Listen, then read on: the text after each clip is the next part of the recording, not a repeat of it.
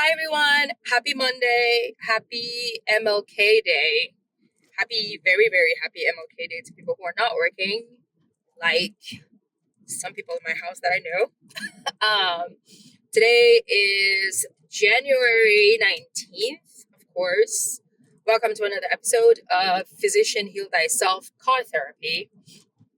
I keep making these videos and piling them up in my phone, and I only started putting them up yesterday over the weekend. So by the time you get to this, if you get to this, I think I would have been many, many days behind. But that's fine. I really just want to keep doing this to say that I'm doing them. And hopefully they get to you eventually. But if this is your first time here, I'm Veronique. I am a active duty military physician, osteopathic doctor, military captain. I'm a wife to a highly esteemed husband, and I started this series because I wanted to talk about life in general surgery residency on a day-to-day basis, every day that I go to work, just a little snippet of my life and the things that I learn, things that I hear about, the different ways by which gen surge residency is affecting me and my family life and my home life and everything like that. Okay, so yesterday I went back to work for my third week of night shift. It was a pretty uneventful day. We had a couple of patients that we were consulted on that were very, very sick, that there was nothing we could do from our standpoint, surgical standpoint, because usually when patients are really ill, it is a bad idea to take them to surgery. I think I've talked about this in a couple of other, I think this is where I'm going. I think I've talked about this in a couple of other episodes that we always have to medically optimize people, make sure that they're stable enough for surgery because surgery in itself is very taxing. So we had a couple of patients like that yesterday.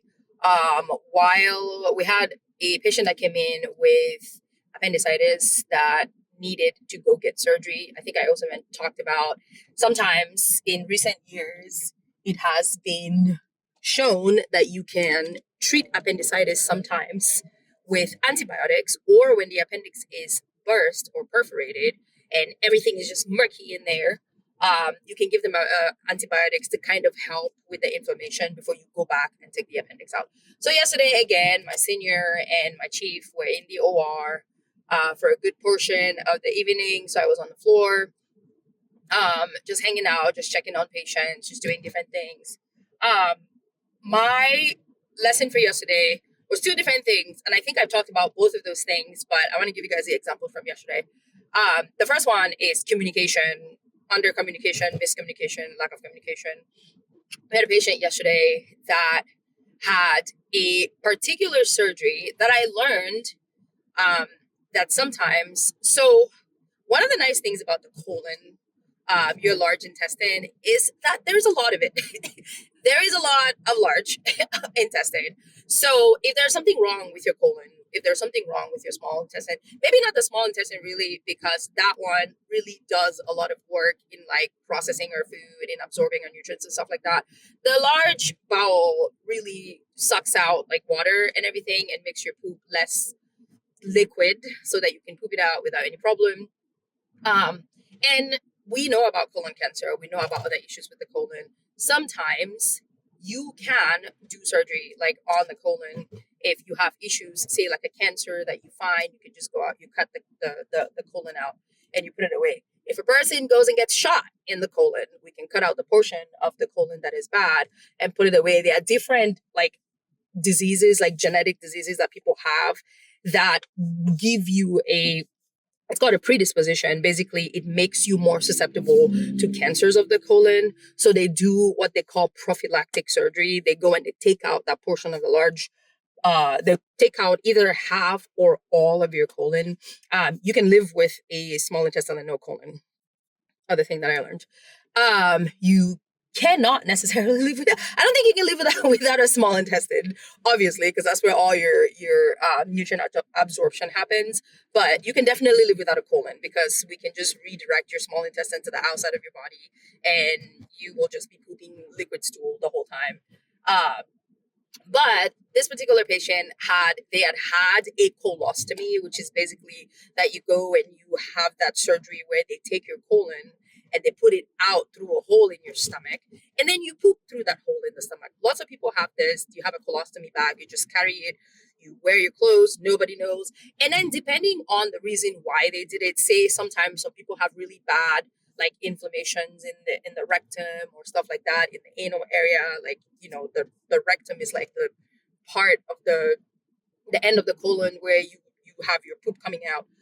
Sometimes people have that area that's really inflamed, you want it to heal, or other issues, like, so we divert, it's called a diversion. You divert the colon into the abdomen wall so that that area can heal. And usually, depending on the patient, when that healing process is done, you can go back and reconnect that. It's called a colostomy reversal. So you go and you take that colon portion and put it back in the rectum, and then you sew up that person's abdomen. Now, we had a patient yesterday that had that procedure done.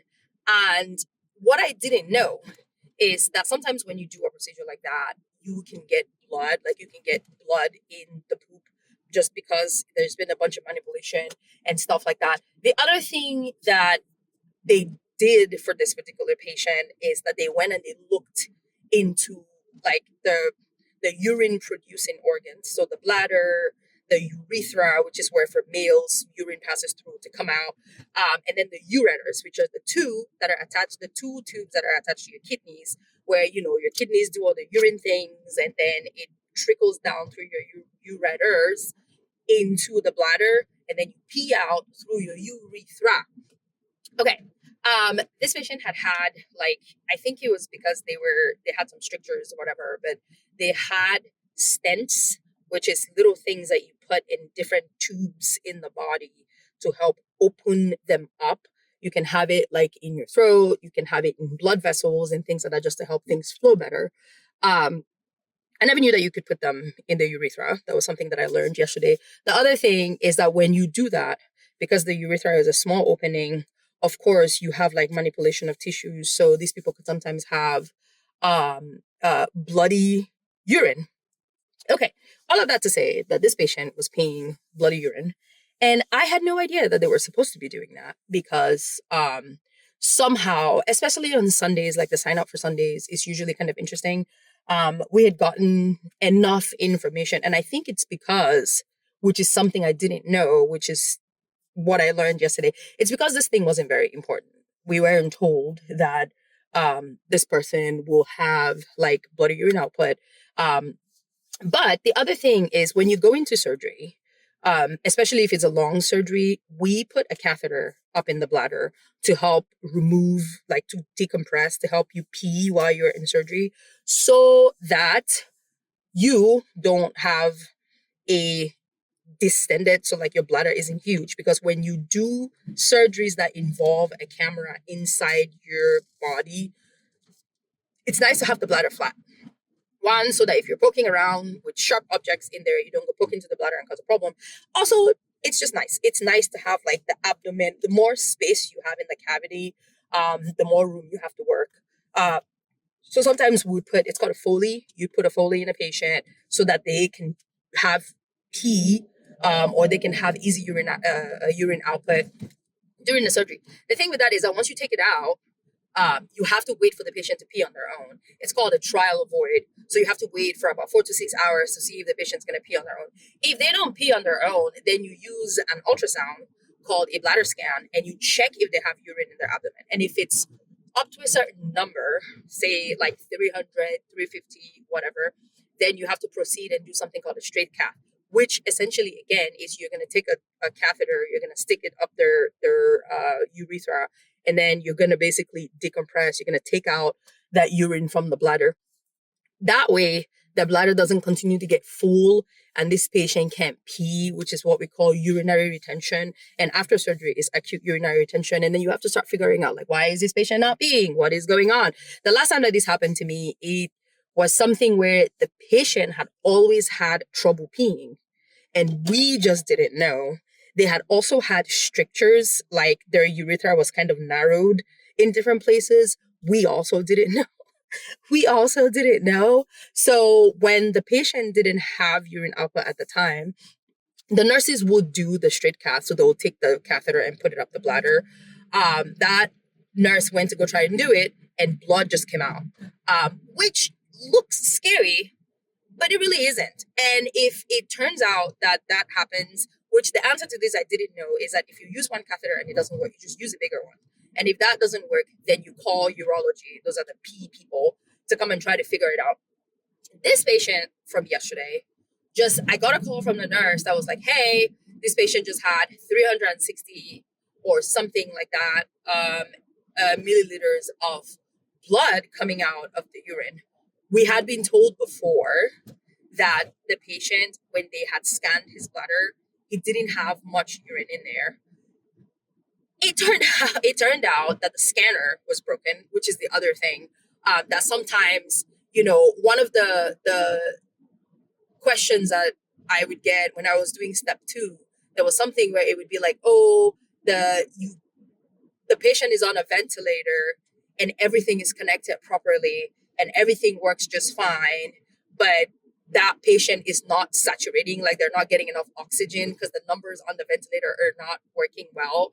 But then that patient looks like everything else is fine. Like you've connected everything, you've plugged everything, and everything looks fine, but the numbers are off. The first thing that you are supposed to do before you go running around and freaking out is you're supposed to look at your instruments. You're supposed to make sure that everything is connected right. You're supposed to make sure that your ventilator actually works. So the whole turn it off and turn it back on actually does work. But it turned out that the scanner was broken. So the next time that the evening nurse went to go check this patient, I guess she used a bunch of different catheters, and she was, I think I may have passed my exit. And she was right. She was right. The patient did have urine in their bladder. And so she cathed him and all this bloody pee came out. So she called me or she messaged me and she was like, hey, this person has bloody pee. Like, they're freaking out. I'm freaking out. Please come check it out. And I started freaking out because I'm like, what the heck? Bloody pee? What am I going to do with that? I don't know. I go there and the patient is very stable. They're in pain, obviously, because they just had surgery, but they're very stable. Everything is fine.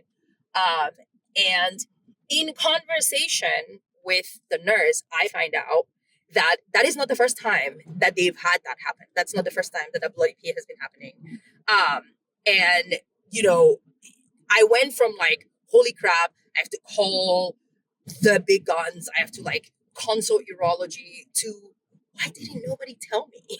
Why didn't nobody tell us that this is what we're supposed to be watching for? All they told us that was that we were supposed to be watching for this patient to pee. They never said that this is what this patient had gotten and this is what we were supposed to be watching. The other thing that I learned is this is also where the whole thing about fund of knowledge comes into play. Ooh, I turned my camera over. I'm going to flip. It's where the whole thing about fund of knowledge comes into play, because if I had known that the surgery that this patient had would require that they have that the surgery that this patient had meant that they would have bloody urine output, I wouldn't have bothered so much when I first went there. But I didn't know, because I've never seen a surgery like that. I didn't know what this whole procedure meant. Which was a lesson for me, is that, sometimes things will be new. And because of that, I will have gaps in my knowledge and gaps in my information. But I was so mad. I was so mad because the nurse was telling me oh yeah, yesterday also they had bloody urine. And I was like, did you know? If you knew, why did you call me panicking? I'm confused. So I went from being, really panicked to just really frustrated. And I don't know how to hide frustration. That's one of the things, all my emotions are written on my face. It's really annoying. And I wish I had a better poker face. I don't. So the nurse could obviously tell that I wasn't pleased. And I felt bad. I felt bad because she reminded me of my mom. I felt like I was getting frustrated at my mother. And I was so sad and I was so mad. And it was just one of those things that I couldn't take back after. I didn't yell at her or anything like that. I was just really visibly frustrated. And I think that she could tell. And just, like when you walk, especially in places like Philly, because I've lived in like Alabama and Washington and all of these places where you don't really see that many Black people. And I'm in Philly now, like, so the hospital just feels like home. There's African people there, there's like all these African American people there. I feel like I'm at home. And this particular nurse, like, she doesn't remind me of my mom in terms of like face or anything. It's just she's an older Black lady. My mom isn't even dark skinned. My mom is light skinned. But I've seen her a couple of times on the floor. She just gives me this like mothery feeling. And I was so sad yesterday. I was so sad yesterday that I made her feel bad. And I know that I made her feel bad because as soon as I got to my call room, she sent me a message and she was like, "I'm so sorry, doc. I didn't mean to get annoyed or get upset. I didn't mean to upset you." And I was like, "No, I didn't mean to make you feel like I was upset. I was just frustrated because this was like information that I was freaking out about. I didn't want it to be an emergency in the middle of the night. And I think it was okay." And I didn't see her physically after that, but I'm going to go check on her. I'm going to go check on her today and just be like, "I'm so sorry. It was not my intention to like, make either one of us feel uncomfortable." But the point is that this wasn't an emergency. Like, I thought it was an emergency. It was quite a good amount of like bloody looking stuff. So I went to, am I turning here? Oh, maybe I'll just turn here. I called the urology folks and I was like, "Hey, I'm not consulting, but I see that you guys did a procedure and I just want to make sure, like, for my own learning, is this something that I need to worry about?" And they were like, "Send us the photo. Let's see if it is." So I sent the picture.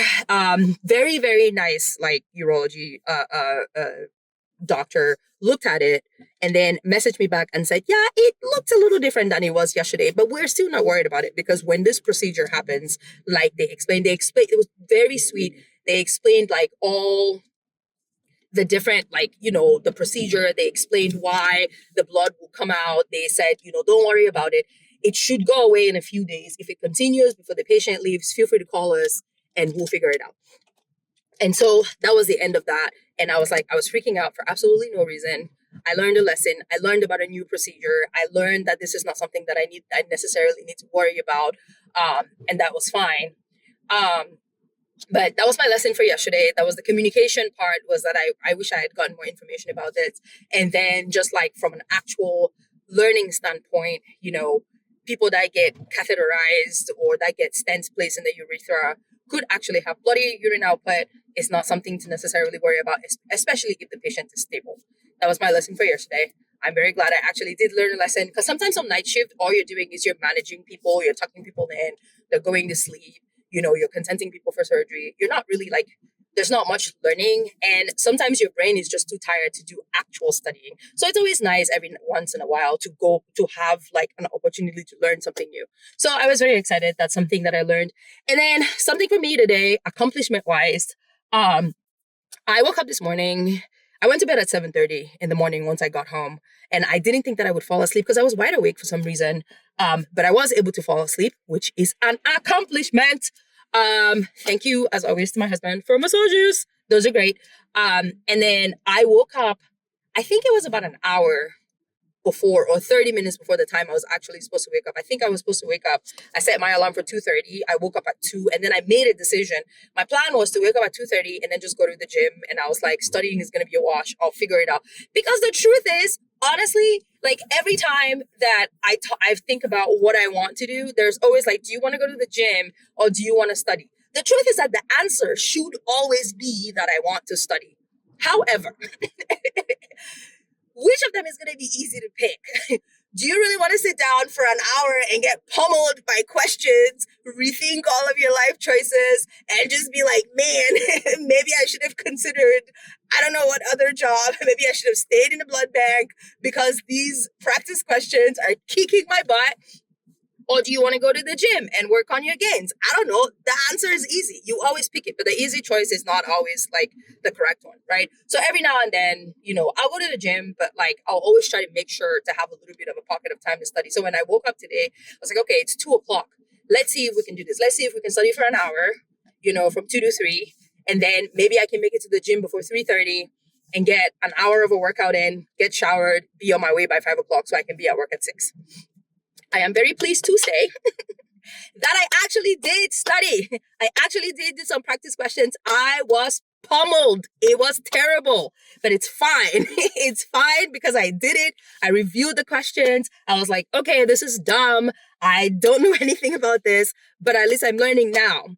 And then I was able to go to the gym. I went to the gym not at 3:30. I got there around 3:45, and I knew that I needed to leave. I needed to be out of there latest 5 o'clock. If I was gone anytime after 5 o'clock, I was going to be late.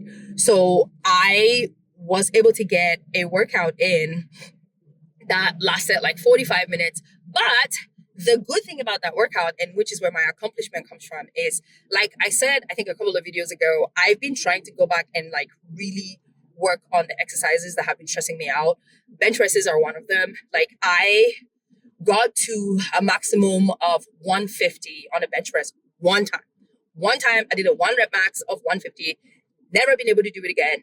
I know that I'm still nursing a shoulder injury. I'm trying to work through that shoulder injury, but I also made the decision to go back and restart training these things from like the very, very bottom. That's why I'm currently using like rubber bands to do pull-ups. And that's why I restarted doing bench presses with like 95. But today I started in 125. I was like, let me see how far I can go. So I did 125. I did 135. I had to find a spotter for the 145, which is the other thing. Like I don't know how to talk to people in the gym. I've talked about this before. I would like a community, but I go to the gym with like 35 minutes to an hour to work out. I don't know how to have a conversation with people in the gymnasium when I'm thinking about like, okay, I got to get out of here. But I also want to get better at the things that I want to do. And I don't have, my husband doesn't always go to the gym with me. I don't always have a spot. The other thing I've noticed is like, I do a lot of Hawthorne effect in the gym, which is I work a lot better when I have somebody there that's pushing me.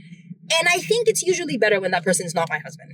Because, you know, like it's somebody that you're familiar with, you're kicking, they want to protect you. So they're like, oh, maybe don't lift too much, like go slow. No, these people in the gym are like, you want to do 100 and whatever, let's go. But I found somebody to spot me on 145 last week. It was a little challenging, but it was fine. This week I went and I did a 145 and I was like, whoo, girl, that was 5. It felt like nothing. And I was like, you know what? Let's go. Let's do 155. I went to 155.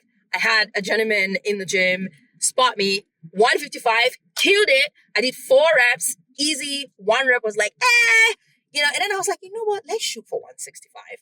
What is the worst that could happen?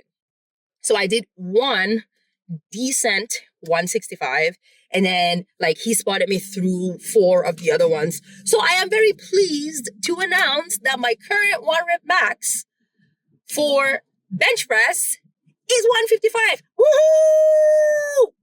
We move. I'm so excited about that. I am excited to go and work out. It always brings me joy to like go to the gym before I go to work. Just 'cause I feel awake, I feel alive. Like I don't just feel like I'm rolling out of bed and then going to work. So it's always a great time. I'm going to work now. I actually don't know if I'm going to be late or not. I think I'm taking a different route. I'm not entirely sure why. But hopefully I get there in time. That was my day. That was my day of yesterday. That was my day today. I'm glad to just go keep trudging through the month to get this done. And, you know, to keep working through the other things that bring me joy. Like I'm going to keep posting these videos and I know that they're going to be backdated, but whatever. I hope people listen to it. I hope people hear it, learn something or nothing. But this is my goal that I'm doing for myself, at least just to have them recorded. But I'm also going to keep doing my journaling. Today is the day that I have to post my weekly like journal. And I think this one, I'm going to talk about the books that I read last year, because that's another thing that I didn't want to leave on the table was I didn't want to leave the books, like my extracurricular reading. I just finished the book by Samia Dave, The Guilt Pill. I'm not entirely sure how I feel about it. I like it. I like it because it talks about something really important, mom guilt after having a baby. There's just some little things about it that were just too obvious, just to like stuff like that, that didn't quite sit with me. But something that I didn't read the back of the book. So I didn't read anything about the author before I read the book. The book was written by a psychiatrist, which makes a lot of sense.